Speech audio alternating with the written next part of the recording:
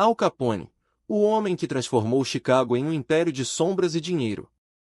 Alphonse Gabriel Capone nasceu em 17 de janeiro de 1899, no Brooklyn, Nova York, no seio de uma família de imigrantes italianos.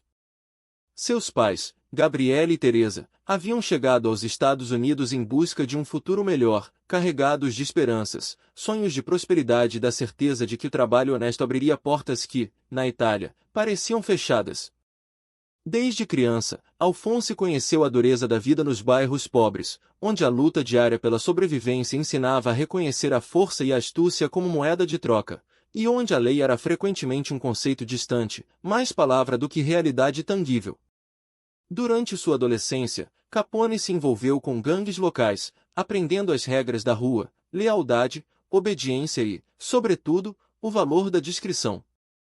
As esquinas e os becos do Brooklyn tornaram-se sua escola, e a experiência da violência cotidiana lhe ensinou a ler as pessoas, medir seus medos e suas ambições, calcular os riscos com uma precisão que mais tarde definiria sua vida. Ele era, mesmo então, um homem com visão, sabia que a força sem estratégia era efêmera, e que a estratégia sem ousadia carecia de sentido. Na década de 1920, o país estava imerso na lei seca, e Chicago tornou-se o cenário de um negócio que desafiava a lei, mas oferecia riquezas inimagináveis. Capone chegou à cidade com a determinação de um homem que havia aprendido que a oportunidade favorece aqueles que ousam, e logo se integrou à estrutura do crime organizado, não como um simples membro, mas como alguém capaz de ver além do presente, os bares clandestinos. As casas de apostas e os corredores de álcool ilegal não eram apenas negócios, mas engrenagens de um império que ele estava decidido a construir. O poder de Capone se expandiu rapidamente. Seu nome começou a ressoar não apenas nos becos de Chicago, mas também nos jornais, na polícia, nos tribunais e com certo respeito misturado a medo e admiração entre os próprios cidadãos. Seu estilo combinava carisma e brutalidade. Ele podia comparecer a um baile vestido com um terno impecável enquanto, a poucas quadras dali, ocorria um acerto de contas cuidadosamente planejado. A violência não era gratuita, cada ato tinha um propósito, cada morte servia para consolidar o controle, cada ameaça era um lembrete de sua autoridade. No entanto, Capone também entendia a importância da imagem. Ele prestava assistência aos necessitados em bairros pobres, financiava atividades comunitárias e se mostrava próximo da imprensa quando lhe convinha, cultivando uma reputação ambivalente, vilão para uns, protetor para outros, empresário para alguns poucos e mito para muitos.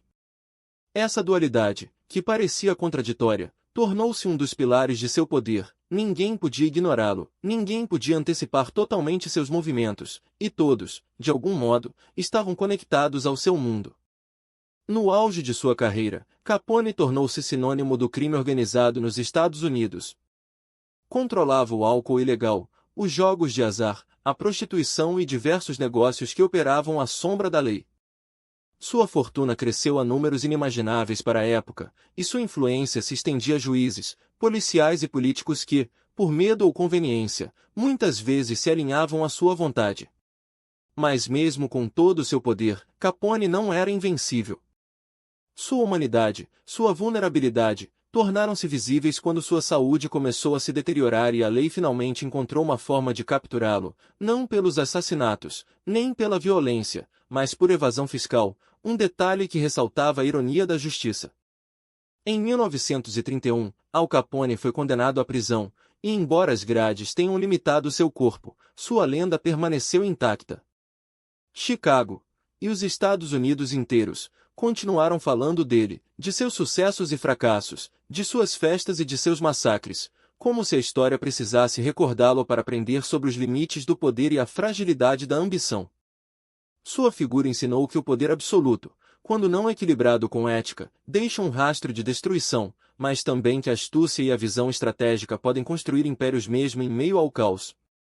A vida de Capone é também a história da América dos anos 20 e 30, uma nação em transição, marcada pela lei seca, pela urbanização, pela imigração e pelas tensões sociais. Ele personificou um fenômeno cultural, o criminoso que se torna mito, o homem que desafia as leis enquanto impõe suas próprias regras.